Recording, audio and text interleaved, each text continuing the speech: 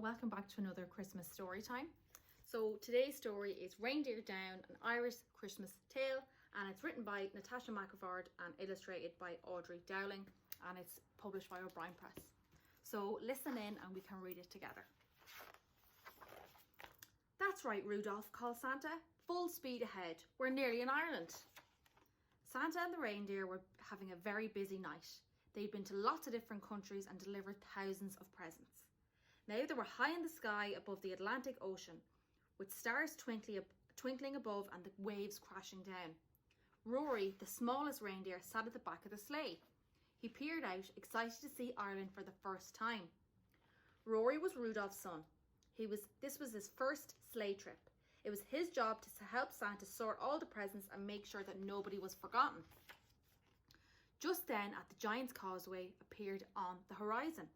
"We're nearly there," Rory cried. Quick as a twinkle, Santa's sleigh passed the Giant's Causeway. The reindeer slowed down as the sleigh flew towards the first house. The sleigh landed with a bump on the rooftop, but instead of coming to a gentle stop, it started sliding along the roof. Rory clutched the edge in fright. What was going on? "Whoa," said Santa. The reindeer seemed to be getting into a tangle. Santa pulled on the reins, but he couldn't stop the sleigh sliding forward. Rory felt another bump. The sleigh had crashed into Dancer. Santa jumped out of the sleigh. Rory rushed to help. Poor Dancer had got a big bang from the sleigh.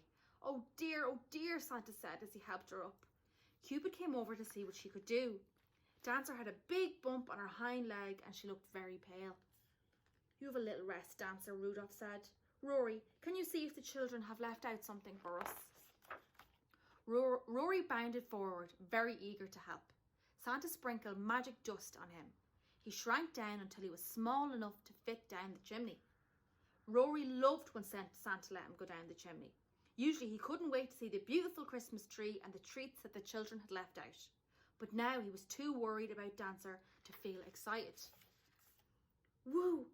Rory was back on the rooftop with some carrots and a mince pie for Santa. "Give Dancer a mince pie too," said Santa. Dancer was very grateful and he gobbled them up. While Santa left out his presents, Rory filled the children's stockings. The older reindeer waited anxiously to see if Dancer would feel better.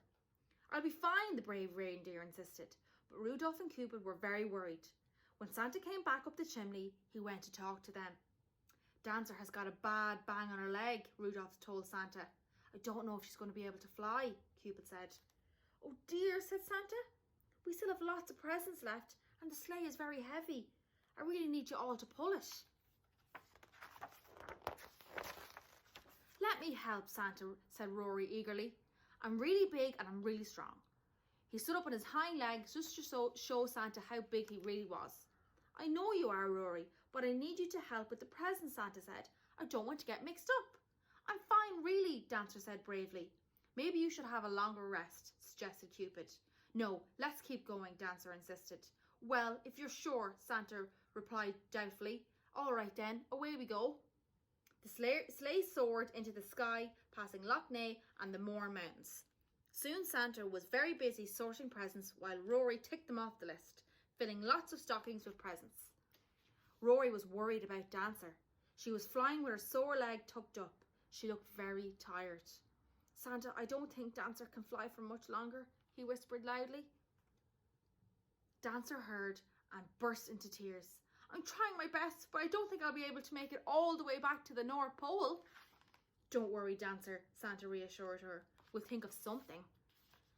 Then Rory had a brilliant idea. "I know, what about our friends in the Phoenix Park?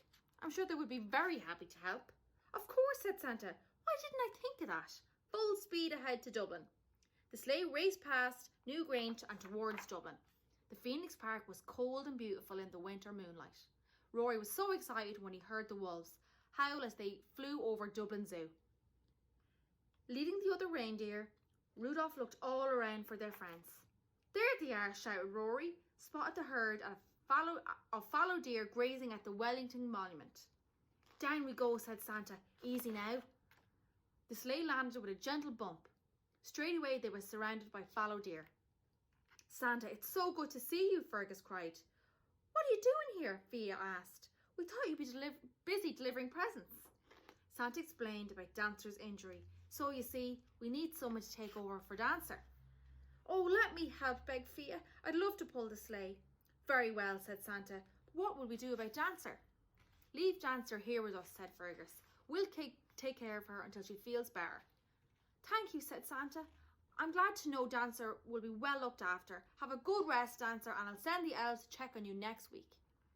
Dancer was happy to stay and rest with their kind friends. Rory was very excited to have Fia helping to pull the sleigh. He was looking forward to showing her the North Pole. Santa sprinkled magic dust over Fia. He called out to the reindeer. Once again, the sleigh rose into the sky, ready to continue its very important journey. Dancer relaxed with the other deer, glad that she could have a good week's rest before they had to fly home. So if you happen to be in the Phoenix Park, look out for a reindeer who just looks a little bit different from the other deer. If you hide behind a tree so you won't be spotted, you might even see some of Santa's elves coming to check on her.